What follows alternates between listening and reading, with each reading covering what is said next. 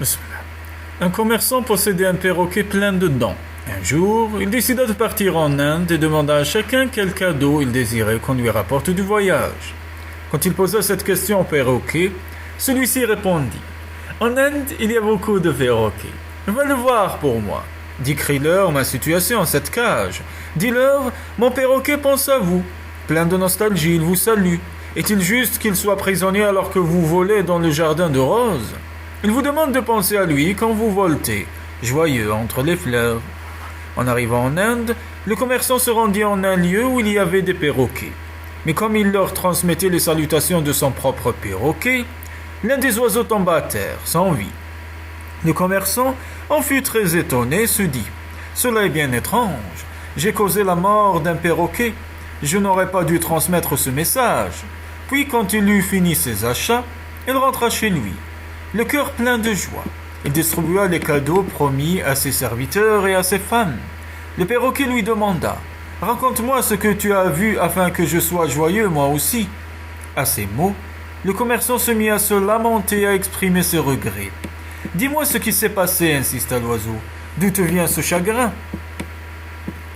Le commerçant répondit « Lorsque j'ai transmis tes paroles à tes amis, l'un d'eux est tombé à terre sans vie. C'est pour cela que je suis triste. » À cet instant, le perroquet du commerçant tomba lui aussi dans sa cage, inanimé. Le commerçant, plein de tristesse, s'écria « Oh mon perroquet au langage suave, oh mon ami, que s'est-il donc passé? Tu étais un oiseau tel que Salomon, alayhi salatu wassalam, n'en avait jamais connu de semblable. J'ai perdu mon trésor. » Après avoir longtemps pleuré, le commerçant ouvrit la cage et jeta le perroquet par la fenêtre. Aussitôt, celui-ci s'envola et alla se percher sur une branche d'arbre. Le commerçant, encore plus étonné, lui dit « Explique-moi ce qui se passe. » Le perroquet répondit « Ce perroquet que tu as vu en Inde m'a expliqué le moyen de sortir de prison. Par son exemple, il m'a donné un conseil. Il a voulu me dire « Tu es en prison? Parce que tu parles. Fais donc le mort. Adieu, oh mon maître. Maintenant je m'en vais.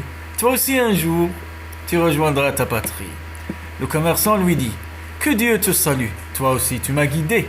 Cette aventure me suffit car mon esprit et mon âme ont pris leur part de ces événements. »